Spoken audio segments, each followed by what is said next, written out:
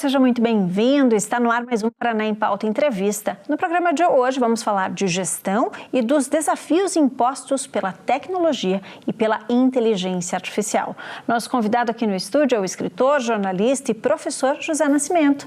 Além de atuar na área empresarial há mais de 25 anos, Nascimento coordenou o livro Entre Drones e Dinossauros, que fala sobre como ser um líder nos dias de hoje. Seja muito bem-vindo. Giovana, é uma honra estar com vocês, é uma honra estar aqui com a sua audiência para a gente falar sobre esse tema tão importante. O mundo definitivamente mudou nos últimos anos e a gente tem que repensar o nosso jeito de fazer empresas, de fazer negócios e como tratar os nossos clientes e colaboradores dentro das nossas organizações. Nascimento, eu queria começar falando do livro, então, né? Este aqui, Entre Drones e Dinossauros, porque ele tem um título muito sugestivo. E eu queria que você contasse como é que surgiu essa ideia, então, e por que desse título. Legal. Primeiramente, esse livro tem uma coisa muito bacana e muito atual, que é essa questão da soma, né? da união, né? Da colaboração. Nós temos um grupo chamado The Masters e num dos nossos almoços, na mesa, eu estava ouvindo aquele time todo e falei, meu Deus, quanta gente boa, quanta gente inteligente e por que esse conteúdo vai ficar restrito a essa mesa? E aí eu fiz uma provocação para as pessoas. Falei, olha, vamos escrever um livro, né? E a gente uniu esses esforços, são 22 autores, 19 capítulos, a gente fala de inteligência artificial, de carreira, de marketing, de comunicação, do mundo dos negócios, enfim, tem uma gama de assuntos interessantes. Uma coisa legal é que você lê um capítulo bem rapidinho, são capítulos aí de no máximo 7 a 10 páginas e você tem uma geral, um panorama daquele assunto. E a curiosidade principal que você tem, né, e que você trouxe, que é essa questão do título, Entre Drones e Dinossauros. Você que está em casa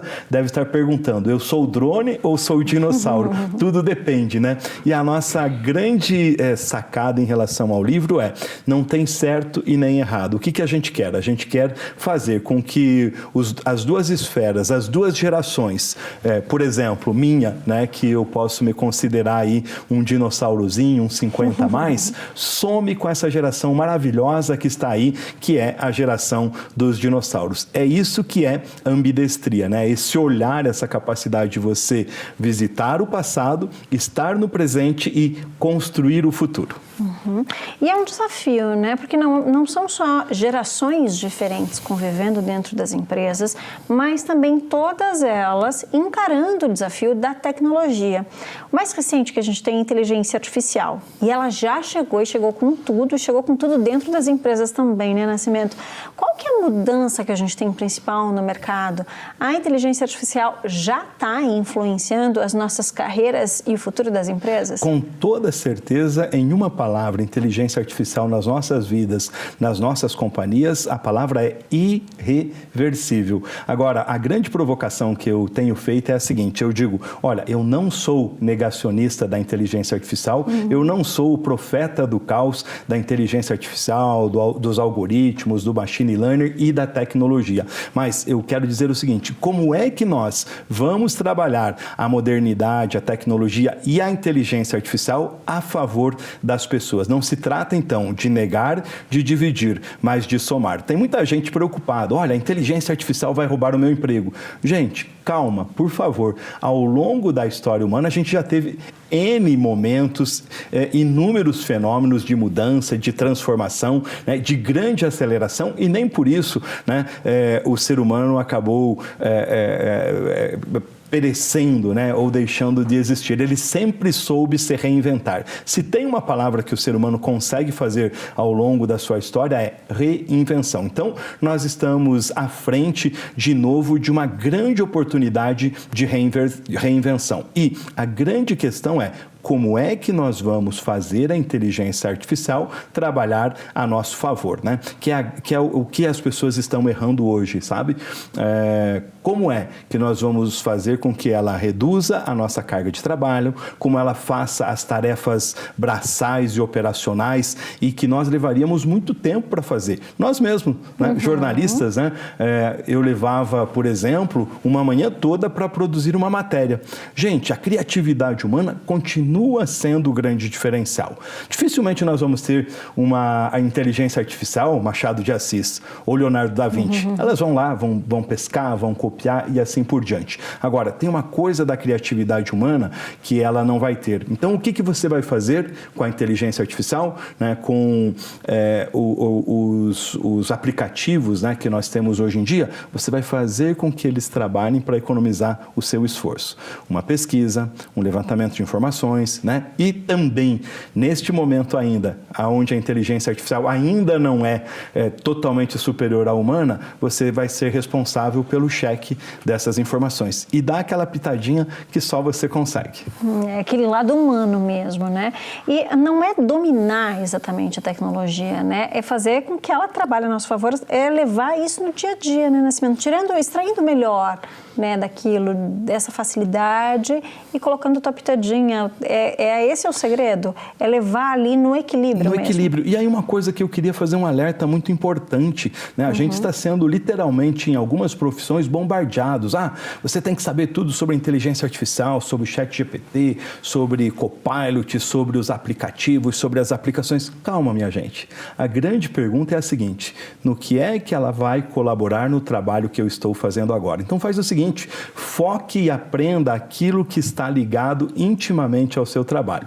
Tenha um conhecimento geral, se apodere das informações que estão aí circulando.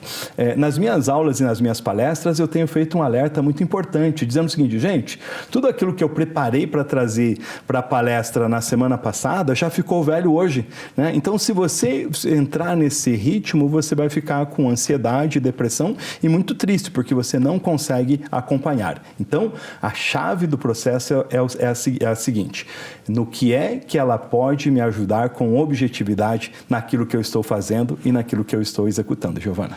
E nisso que você citou agora, é muito importante a gente pensar nisso em cultura organizacional. Porque aí a gente tem essa pressão que vem do mercado, todas essas novidades, há uma exigência, né, da gente ter uma maior produtividade, menor custo, e claro que isso impacta nas pessoas. E isso impacta também, claro, no trabalho dos líderes. Como é isso, Nascimento? Porque a gente já falou, né, no líder 4.0, o 5.0, mas a gente chegou agora nesse momento no líder 7.0 e que tem que fazer esse equilíbrio ali, né, na balança. Pessoal, né, com saúde mental suficiente para produzir bem, usando novas ferramentas, entendendo de tudo isso. Tem como a gente acertar nessa conta? Olha, essa é a grande provocação que eu tenho feito neste momento nas minhas aulas, palestras e treinamentos. A gente vive, na atualidade, um blackout, um apagão nos postos de comando e liderança das empresas. E por quê? Porque a gente está extremamente focados apenas em resultados, né? Não que os resultados não sejam importantes. A razão de existir de uma companhia é gerar grandes resultados para os seus acionistas, para o projeto. Gente, não tem outra máxima mais assertiva a respeito do mundo dos negócios no capitalismo do que essa. Agora, como é que nós vamos gerar resultados com compaixão? Como é que nós vamos gerar resultados com empatia, com clima organizacional? E, hoje em dia, as lideranças, os chefes, os líderes não, né? Os chefes que nós temos, não em todas, mas em muitas empresas, estão se perdendo no meio do caminho. Estão gerando nas suas equipes e nos seus times ansiedade, burnout, depressão e, não raro, muitas empresas estão fazendo com que os seus colaboradores cometam até mesmo suicídio. Este alerta, ele é muito importante, né? Daí que eu trago essa provocação em cima de uma temática, e aí o pessoal diz assim: puxa vida, a gente está ainda na indústria 4.0 e você fala no líder 7.0. Quem é esse líder? Gente, esse líder é um ser humano superlativo. É o líder 7.0 na era da inteligência artificial. Ele se preocupa, sim, com o algoritmo, com o machine learning, com a tecnologia, com a disrupção, né? com essa reinvenção que a gente vive, né? Mas ele tem capacidade de ir lá no futuro e trazer problemas para cá para serem debatidos e discutidos. Ele tem capacidade de gerar inovação disruptiva dentro da sua companhia, né? Mas com um caráter humano, com um caráter de generosidade e de amizade. Você que está aí do outro lado, se eu perguntar assim, qual foi o líder que você teve que gerou resultado na sua empresa e na sua vida e foi um líder amigo, inesquecível? E qual foi o líder ou o chefe, né, que você teve que foi perverso? Quais as características dessas pessoas? E aí a gente vai fazer uma observação, Giovana, que ela é muito simples, né? As bases dessa liderança, do chamado líder 7.0, elas não estão na academia necessariamente, elas não estão em grandes estudos teóricos, elas passam, né, e eu cito isso no meu capítulo, que é o capítulo 10 do livro, por uma junção de fatores que, para mim, tem o de melhor que a gente pode ter, que chama-se simplicidade. Basta a gente olhar para bases da onde a gente vem, né, daquilo que a gente estudou, para ter as características daquilo que eu chamo de líder 7.0, especialmente nesse momento na era da inteligência artificial. E a gente tem alguns termos que você usa que são muito bacanas. A gente tem um roteiro aqui também, viu, gente, de características dos líderes, mas eu vou deixar isso para a gente falar no segundo bloco. Antes, eu quero que a gente fale sobre dois termos que você usou agora, né? O líder ambidestro e disruptivo. São características que os líderes precisam ter hoje, mas são palavrinhas chaves que elas podem dar ali, né, um spoiler do que tem pela frente. Boa. Mas são características difíceis, né? Porque ser disruptivo num mundo com tanta tecnologia é complicado. Legal, vamos falar primeiro sobre esse conceito da ambidestria, né? Se a gente for usar um exemplo do futebol, é aquele profissional que consegue bater a bola com os dois pés, que marca gol com os dois pés, né? Direita e esquerda. Direita e esquerda, né? E ambidestria é isso, né? Essa capacidade de você ter essa atuação com uma facilidade, essa capacidade de visitar o passado sem que ele traga coisas negativas, mas trazer dele as coisas positivas, fazer uma análise profunda do presente, né? Mas que tenha também uma antivisão de visitar o futuro que não existe, e aí entra a questão da disrupção, né? Hoje a gente para em relação a alguns produtos e a gente diz assim, nossa vida, como é que eles pensaram a esse respeito, né? Como é que eles pensaram no computador, como é que pensaram no celular, como é que pensaram no Airbnb, como é que pensaram no Uber, enfim, tantas aplicações, tantas novidades que a gente tem no mundo moderno agora, o carro elétrico, o carro autônomo, o carro voador. Gente, a gente não está usando ainda nem o carro elétrico e a gente já está falando no carro autônomo e no carro voador, né? Isso chama-se ambidestria com um olhar de disrupção, né? Então, visitar o futuro, trazer dele problemas que não existem, né? E buscar soluções. O líder que tem essa capacidade, ele é capaz de resolver o problema do presente de uma empresa, gerando receita, gerando caixa, né, criando ambiente, gerando resultado para os acionistas, mas, juntamente com a sua equipe, ele é aquele cara que cria novos produtos e novos serviços. Essa é a grande provocação que a gente, como educador, como consultor, como mentor, precisa fazer. O quanto é que na sua equipe você está tendo uma equipe ambidestra e tendo essa capacidade de disrupção. Por quê? É na disrupção que a gente vai criar os novos produtos e os novos serviços que vão dar sustentabilidade para a nossa empresa e para o nosso negócio no futuro. Muito bacana. A gente vai falar mais sobre liderança, mas daqui a pouquinho. Paraná em Pauta Entrevista vai para um rápido intervalo. Voltamos já já.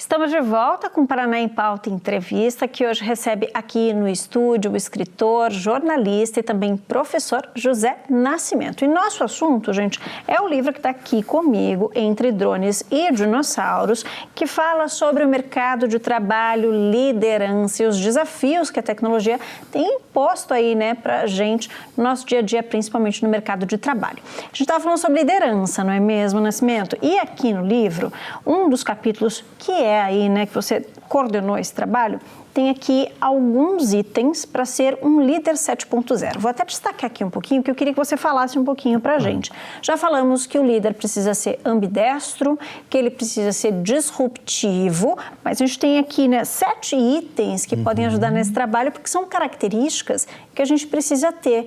E o desafio é manter a saúde mental da equipe também, né, sendo um bom líder. Como é que a gente faz isso, Nascimento? Vamos começar pelo item 1 por aqui? Vamos. O que é esse item 1 aí? O que nós temos nesse item 1 aí do livro? Temos aqui líder ético, justo e que tenha propósito. Sabe, Giovana, por que até tem uma coisa interessante, né? Nascimento, você está entregando, né, essas características do líder 7.0 que você estudou e debateu? Sim, porque na medida que eu entrego, eu me abro para receber mais, né?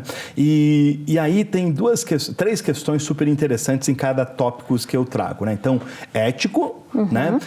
Gente, não dá para a gente fazer uma sociedade melhor, transformadora, uma sociedade que entre nessa aceleração da disrupção, da transformação digital, da tecnologia, sem que a gente tenha profissionais éticos, né? O grande debate na atualidade em relação à inteligência artificial não é apenas no que ela pode fazer, no que ela pode substituir, por exemplo, a mão de obra humana, mas acima de tudo, né, nos limites éticos. Então, um grande líder precisa ser ético, precisa ter propósito, né? Qual é o objetivo? Qual é a minha missão de vida? Por que é que eu nasci? O que faz os meus olhos brilharem, né? E o que me faz fazer com que eu leve esse mesmo espírito para dentro da minha equipe, do meu time e entenda negócios dentro de uma magnitude diferente. Eu estou agora de posse de uma leitura que é do Philip Kotler. O Philip Kotler, que é o pai do marketing moderno, ele fez o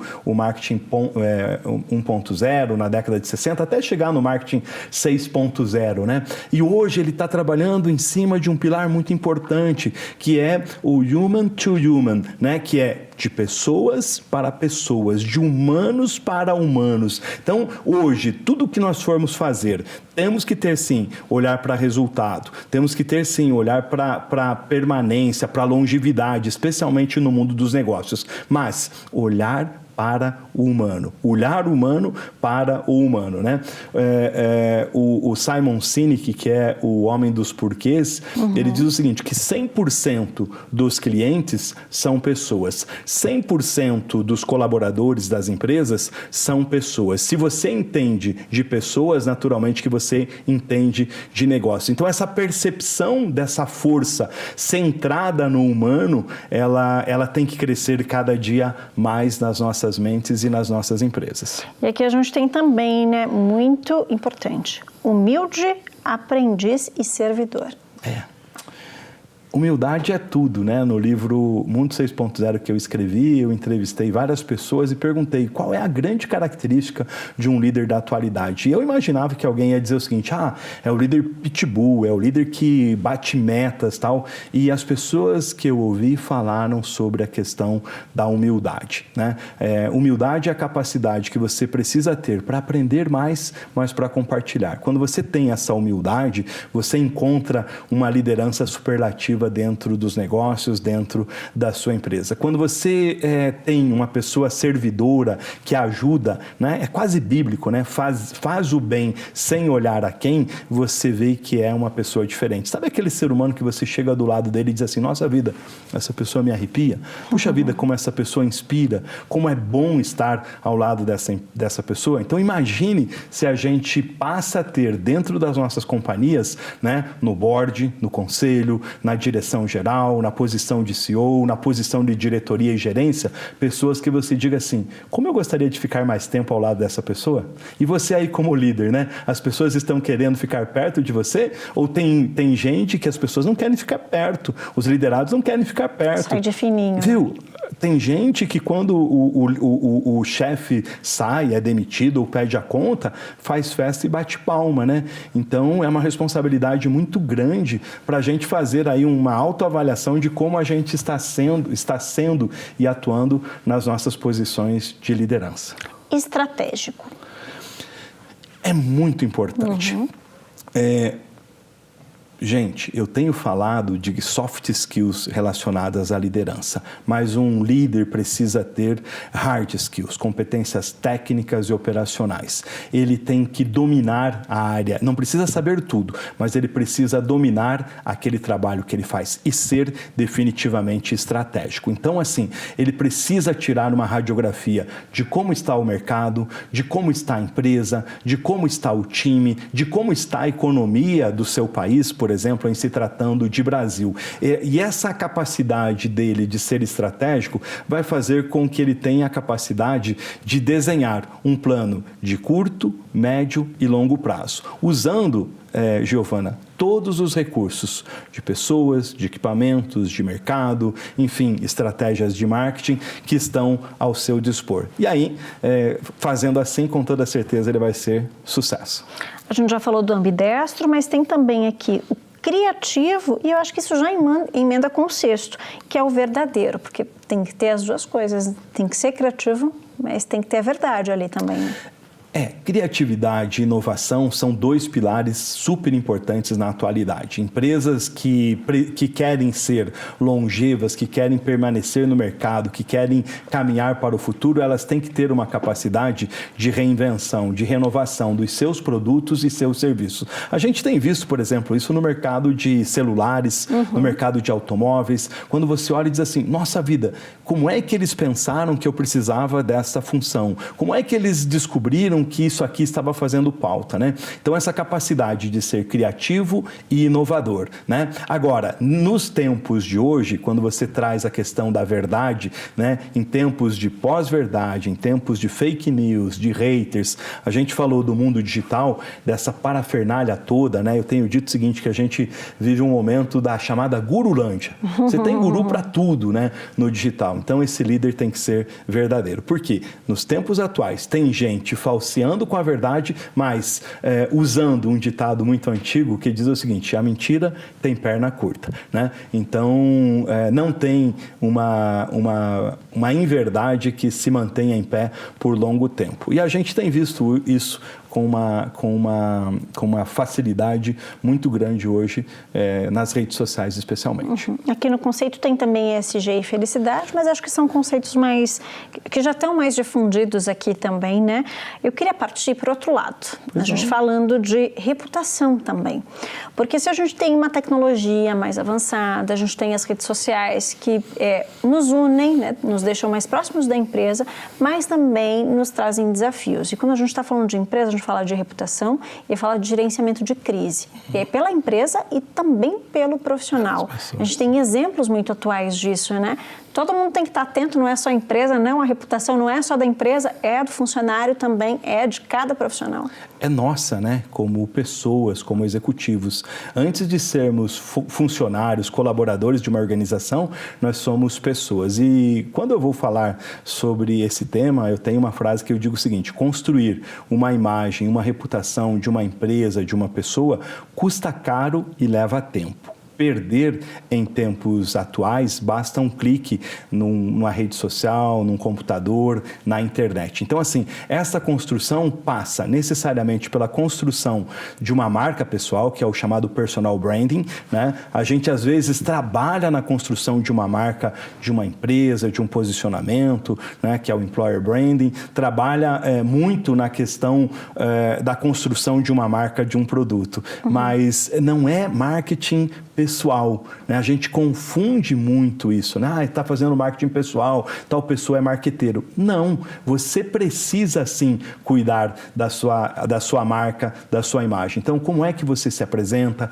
Como é que você é lembrado como executivo, como colaborador de uma empresa? Não esqueça, antes de ser um embaixador de uma marca, de um negócio, de uma empresa, você é o embaixador da sua marca. Então, como é que as pessoas te veem, né? Como profissional, como executivo? Você é lembrado porque você é o rei da piada, é o rei da fake news, é o rei em tempos de digitais, né?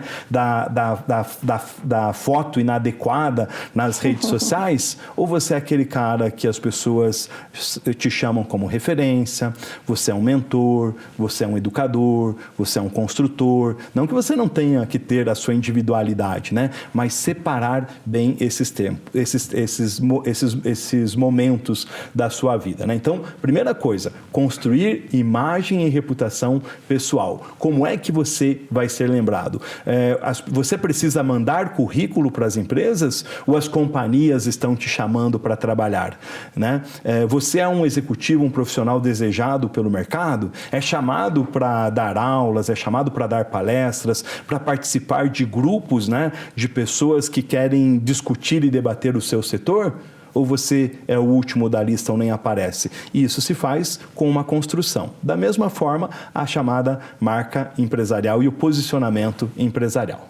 E nisso tudo que você citou, vem outro termo que vocês colocam aqui, né, nesse livro, nessa obra, que a gente sempre falou, né, do profissional multitarefas. Isso é uma tendência já nas últimas 2 décadas, mas a gente tem um novo conceito agora que é o profissional multicarreira, e até nos bastidores você estava me explicando exatamente, né, Nascimento, qual que é esse conceito, e é importante, todo profissional hoje precisa ser multicarreira? Pois é, esse conceito quem trouxe para a gente foi o professor Alexandre Conte, que é meu amigo, meu colega, também na coordenação desse projeto, né, que tem 22 autores, e eu quero mandar um abraço para todos eles, porque sem vocês esse projeto não sairia do papel. E esse conceito multicarreiras, ele é muito importante. Então você tem sim uma atividade, uma formação principal, mas sempre você tem que estar olhando outros caminhos e outras oportunidades. A gente fez um exercício aqui, né? Nós somos jornalistas, e aí assim, qual é o papel do jornalista? Trabalhar dentro de uma redação, produzir conteúdo num rádio, num jornal, numa TV. E aí a gente começou a abrir o leque e disse o seguinte, o que é que um jornalista pode fazer?